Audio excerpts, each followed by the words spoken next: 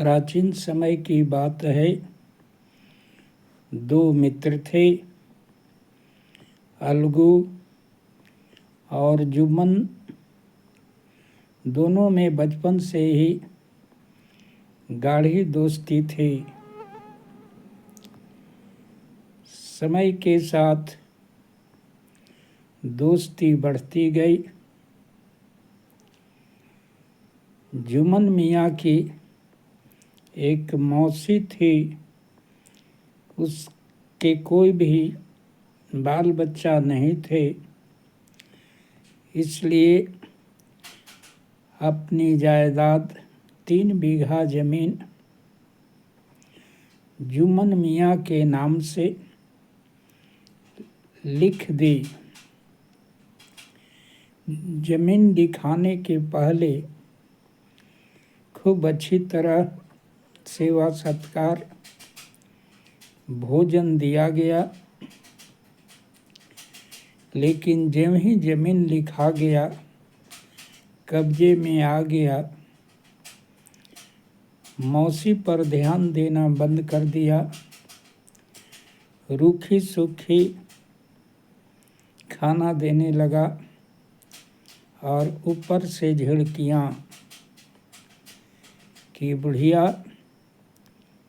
और कितना दिन जिएगी, जितना इसके पेट में पैसा खिलाने में झोंक दिया, उतना में तो सारा गांव ही खरीद लेता।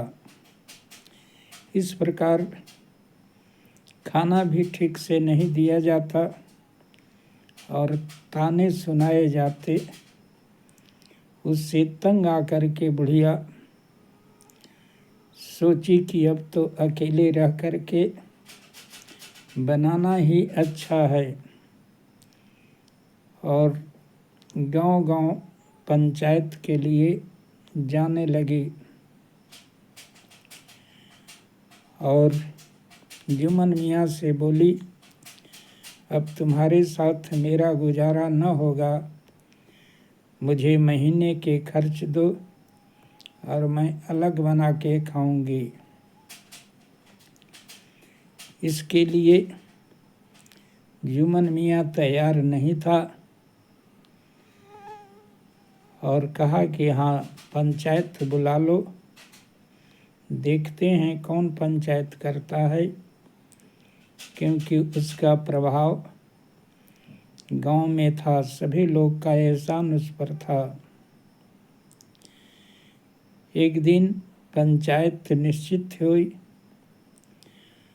और उसके मित्र अलगू चौधरी को भी बुढ़िया बुलाई थी।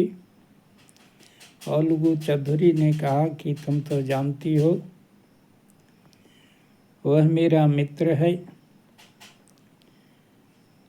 आ तो जाऊंगा लेकिन मैं कुछ कह ना पाऊंगा। बुढ़िया बोली, क्यों? कहा, क्योंकि वह मेरा दोस्त है, उससे मैं बगावत नहीं ले सकता।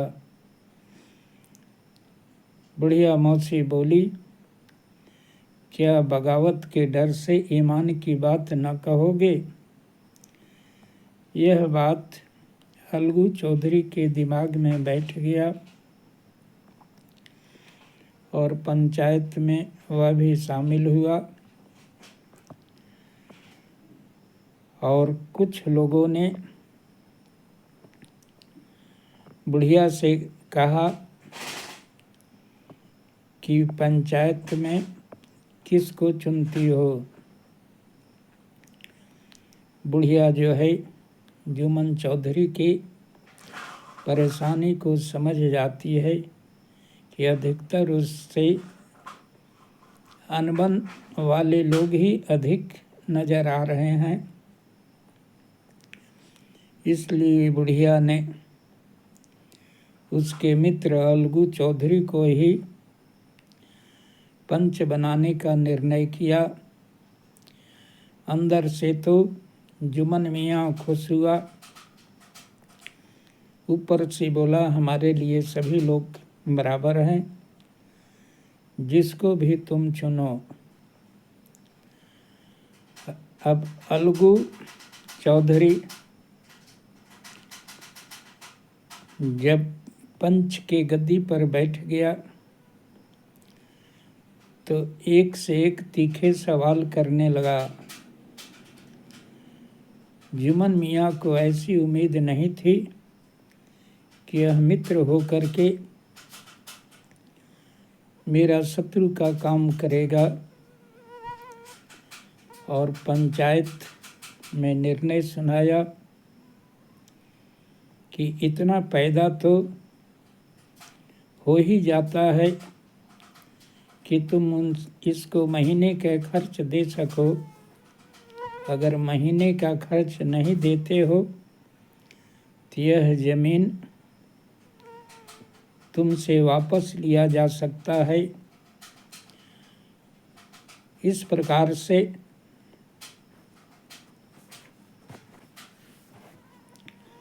पंचायत को सुन करके सभी लोग पंच खुश हुए और बोले कि हाँ, दोस्ती अपने जगह है और न्याय अपने जगह है। पंच ऐसा ही होना चाहिए जिसने अलगू चौधरी ने पंच का आज सच्चा काम किया है और दोस्ती को ताक पर रख करके न्याय का पक्ष लिया है। लेकिन जुम्मन मियाँ अंदर ही अंदर उसको शत्रु मान बैठा और इसी ताक में था कि मुझे भी मौका मिले तो मैं भी बदला निकालूं। 1 महीना के बाद वैसा मौका मिल गया, क्योंकि अलगू चौधरी